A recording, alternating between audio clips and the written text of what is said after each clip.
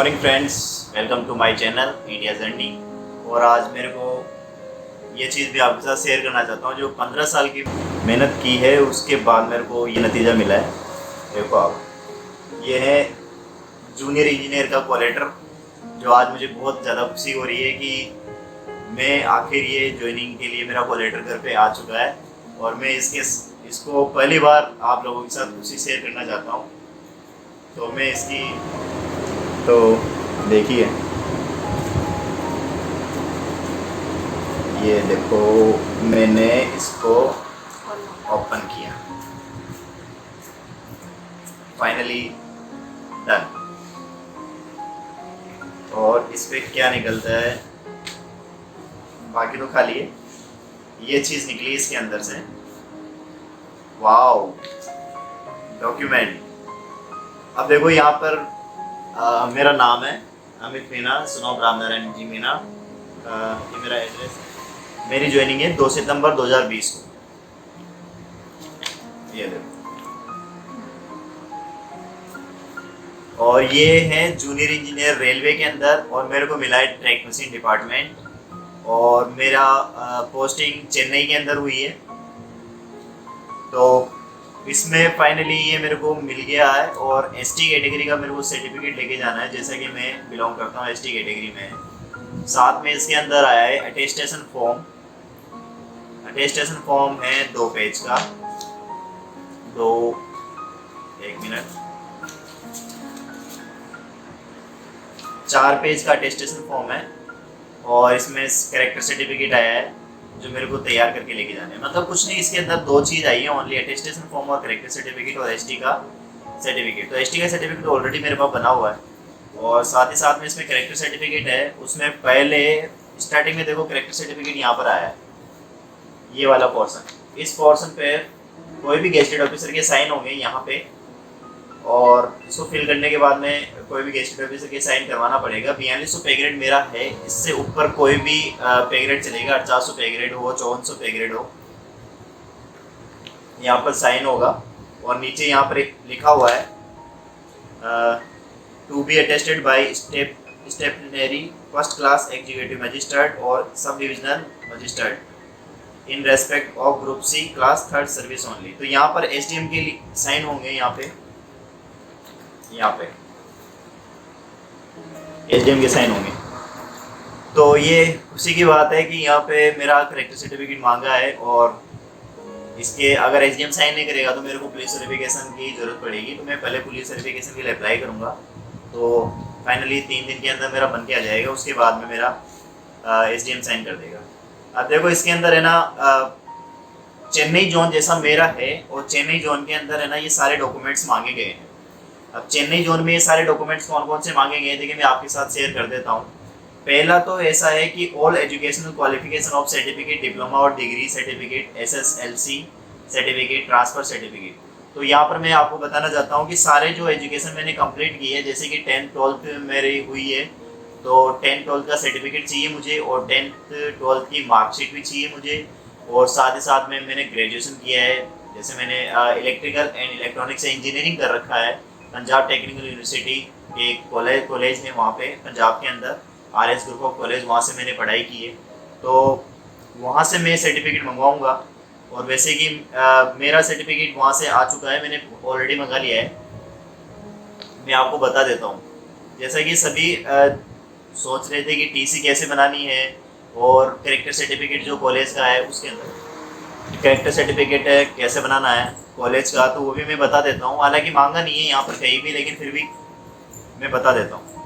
तो 10th 12th की marksheet हो गई है, 10th 12th का सर्टिफिकेट हो गया है। और इसके साथ ही डिग्री हो गई है, कॉलेज की जो बीटेक की डिग्री मिली हुई है वो डिग्री लेके जानी है। साथ में कंसोलिडेटेड मार्कशीट लेके जानी है, और साथ में टीसी लेके जानी है। तो ये भी मेरा अभी एंड टू एंड ही आया है, साथ ही साथ दोनों आया है, कॉल लेटर और डॉक्यूमेंट्स दोनों एक साथ आ गए। जैसा कि यहाँ पर मेरा नाम लिखा हुआ है, ये मैंने एड्रेस दिया है, और ये पंजाब से मैंने कॉलेज से मंगाया है। तो देखो मैं आपको इसको भी अनबॉक्सिंग कर देता हूँ।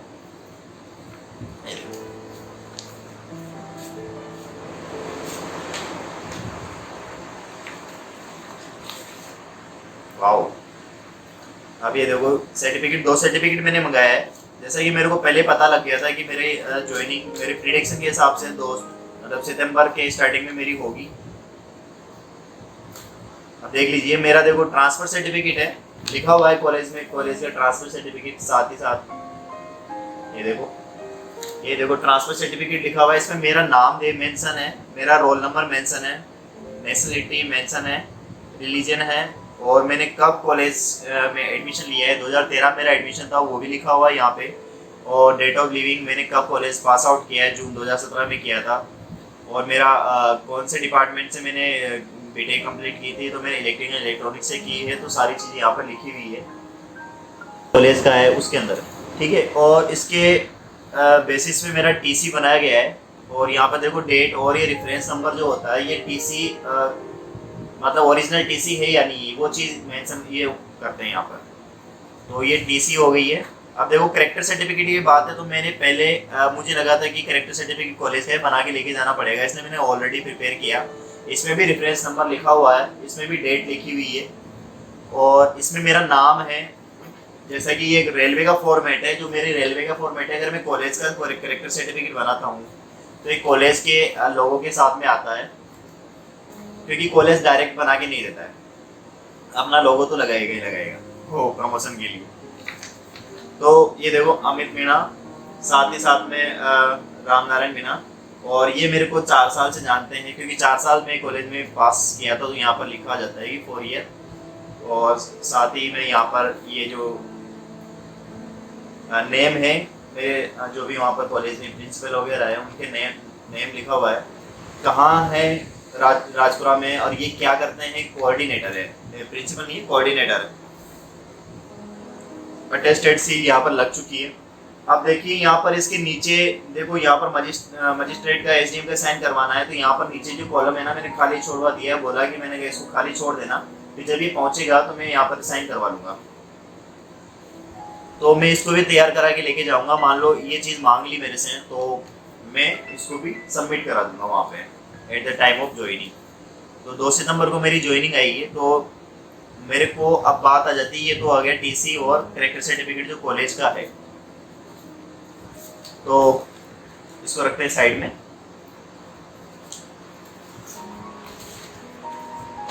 ठीक है, ये हो गया एजुकेशनल क्वालिफिकेशन सर्टिफिकेट की बात हो गई है। अब सेकंड नंबर पे कम्युनिटी सर्टिफिकेट की बात करते हैं। तो कम्युनिटी सर्टिफिकेट जैसे एसटी एससी ओबीसी है, तो एसटी एससी का तो ओनली एक ही बार बनता है, लेकिन फिर भी इस पे जो दिया हुआ है ना, कि इसमें जो फॉर्मेट दिया हुआ है मेरा एसटी एससी का, जो मैं बना के लेके जाऊंगा, तो उस फॉर्मेट के अकॉर्डिंग मेरे को एक बार फिर से तैयार करवा लूँगा। वो मैं तहसीलदार से तैयार कराऊंगा, और आपको भी सजेस्ट करूँगा कि ये तहसीलदार से बनता है अगर ऑफलाइन बनाते हो तो। ये देखो सर्टिफिकेट वही है, सेम सर्टिफिकेट है। तो ये सर्टिफिकेट तहसीलदार बनाता है, इसको गांव का कोई भी व्यक्ति पटवारी वगैरह यहाँ से नहीं बना के लेके जाना है। मैं सजेस्ट करूँगा यहाँ पर तहसीलदार की मोहर होनी चाहिए, और ये ऑनलाइन नहीं बनाना है, क्योंकि ऑनलाइन आपका एक बार बन गया है तो ऑनलाइन तो दोबारा नहीं बनाना है। ठीक है, तो उस ऑनलाइन के जो आपके पास एसटीएससी का सर्टिफिकेट है, उससे आपका ऑफलाइन सर्टिफिकेट बन जाएगा, जो तहसीलदार बनाएगा। और ओबीसी की मैं बात करना चाहता हूँ, यहाँ पर ओबीसी का जो सर्टिफिकेट है वो 1 साल के लिए वैलिड रहता है। तो लास्ट टाइम नवंबर दिसंबर में हमारा डीवी हो गया था, डीवी कंडक्ट हुआ था, डॉक्यूमेंट वेरिफिकेशन की जो फॉर्मेलिटीज़ है वो वहाँ पे चेन्नई में हुआ था। तो ओबीसी वालों ने ओबीसी का सर्टिफिकेट वहाँ पे जमा कराया है। तो इस बार लगभग 1 साल 10 से 11 महीने होने में आए उनका। तो यहाँ पर अगेन दोबारा ये ओबीसी का सर्टिफिकेट भी मंगाया है उन्होंने। तो ओबीसी का सर्टिफिकेट, क्योंकि मैं ओबीसी से बिलोंग नहीं करता हूँ, तो मेरे यहाँ पर एसटी का दिया हुआ है, तो ओबीसी का सर्टिफिकेट जो भी आया हुआ साथ में उसको आप बना लीजिए, ये मित्र की दुकान में बन जाएगा, और साथ ही साथ में जो भी तहसीलदार है वो आराम से ओबीसी का सर्टिफिकेट बना देगा। ठीक है, तो ये बात हो गई सर्टिफिकेट की। तीसरा पॉइंट यहाँ पर दे रखा है अटेस्टेशन फॉर्म। तो अटेस्टेशन फॉर्म है ना, ये अटेस्टेशन फॉर्म में यहाँ पर देखो, यहाँ पर सारी चीज़ें मेंशन कर रखी है ऑलरेडी। ये फर्स्ट पेज है, तो पहले पेज में यहाँ पे लिखा हुआ है फोटो, तो फोटो की साइज वगैरह दे रखी है, तो फोटो वगैरह भी अपन को यहाँ पर लगाना है, फोटो भी लगाना है। ठीक है, उसके बाद में ये फॉर्मेलिटीज, ये पूरा नाम ये यहाँ पर भरना है, वर्तमान पूरा नाम ये भरना है, यहाँ पे ये सारी चीज़ें यहाँ पे इसको भरना है। देखो यहाँ पर EN नंबर दे रखा है, ये देखो यहाँ पर EN नंबर दे रखा है, पोस्ट दे रखी है, कैटेगरी दे रखी है, रोल नंबर दे रखा है। फर्स्ट में यहाँ पर EN नंबर, पोस्ट, कैटेगरी और ये दे रखा है। तो यहाँ पर EN नंबर पे आपको जो भी मतलब आपका जूनियर इंजीनियर की पोस्ट आपको मिली है, तो वो कौन सी कैटेगरी से, CEN 03/2018 वाली पोस्ट पे मेरा सिलेक्शन हुआ था, वैकेंसी पे सिलेक्शन हुआ था। तो RRB का जो CEN 2018/2018 CN 03/2018 मेरा सिलेक्शन हुआ है RRB के थ्रू। तो यहाँ पर लिखना है CEN 03/2018 लिखना है यहाँ पे।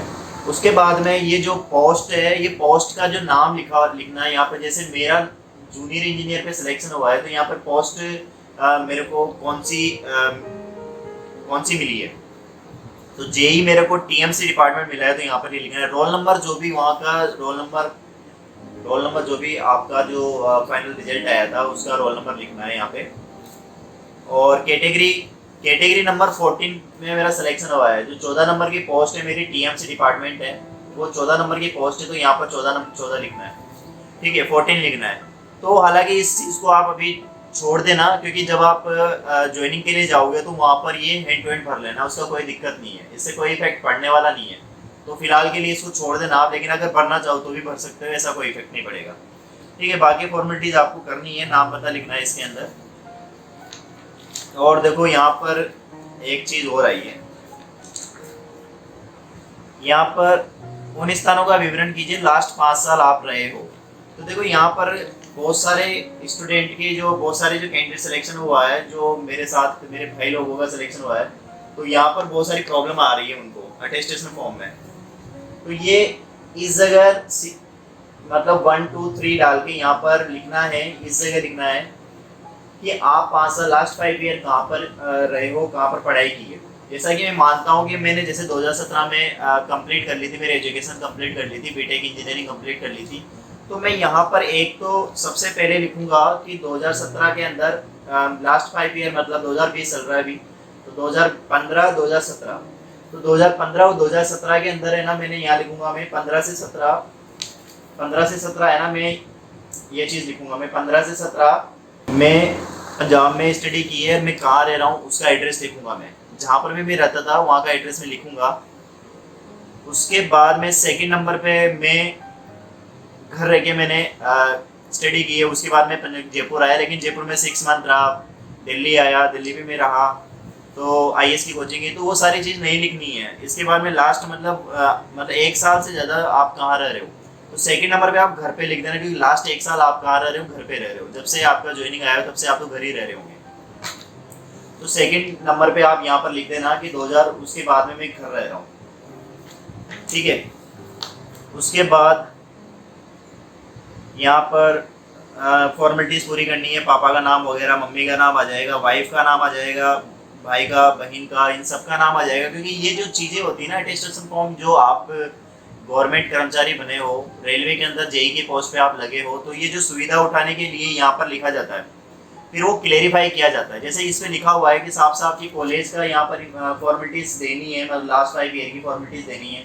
ये इसलिए दिया जाता है क्योंकि यहाँ PVC होता है। PVC मतलब पुलिस वेरिफिकेशन सर्टिफिकेट के लिए आपको अप्लाई नहीं करना है, लेकिन वो खुद आपको है ना पुलिस वेरीफाई करवाएंगे एड्रेस पे। जो भी एड्रेस यहाँ पिन कोड लगाओगे, थाना इंचार्ज जो भी वहाँ का होगा, वो आपके घर पे आके आपसे पूछताछ करेगा, आपका रिकॉर्ड चेक करेगा कि लास्ट 5 ईयर मतलब उसके पहले आपने मतलब कोई प्रॉब्लम तो नहीं हुई आपकी लाइफ के बीच में, कोई धारा तो नहीं लगी हुई, आप कभी जेल में तो नहीं गए, कोर्ट तो नहीं गए, तो वो सारी इन्फॉर्मेशन यहाँ पर देनी नहीं है। लेकिन यहाँ पे एड्रेस और पिन कोड की वजह से वो खुद पता लगा लेंगे, ठीक है। बाकी नीचे तो ये पापा का नाम हो गया, वाइफ का नाम हो गया, फॉर्मेलिटीज बाकी पूरी करनी है यहाँ पे, तो वो करनी है, उसका कोई इशू नहीं है, ठीक है। क्या करते हैं, सारी चीज़ें भरनी है।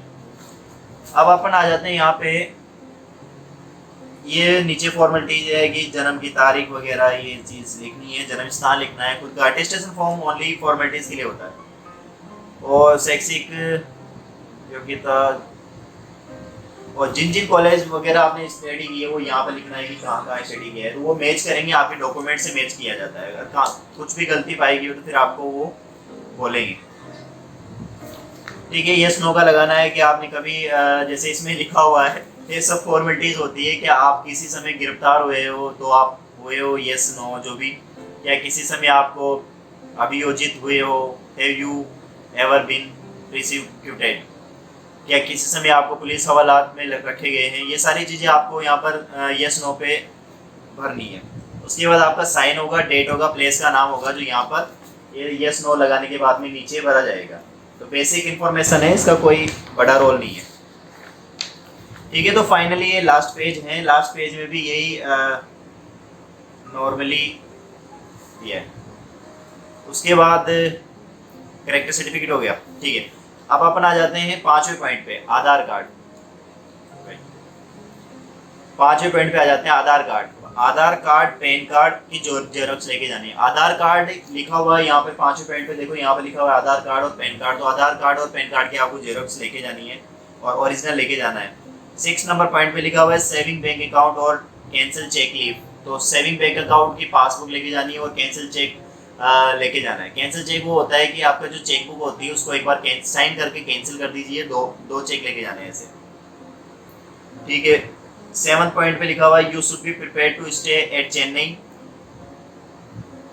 Till completion of all formalities prior to recruitment. मतलब जब तक ये फॉर्मेलिटीज कंप्लीट नहीं हो जाती ज्वाइनिंग की, तब तक आपको चेन्नई में स्टे करना पड़ेगा। 8वां पॉइंट लिखा हुआ है you should strictly to MHA guideline issued on 30 June 2020। तो जो भी तमिलनाडु गवर्नमेंट की जो MHA गाइडलाइंस है, तो ये सारी चीज़ें अपन को फॉलो करनी है।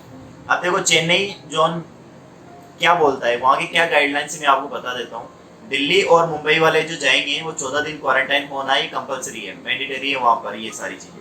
एक्सेप्ट दिल्ली और मुंबई के अलावा जो भी अदर स्टेट से बिलोंग करते हैं तो वो वहाँ पर 8 डेज का क्वारंटाइन होगा।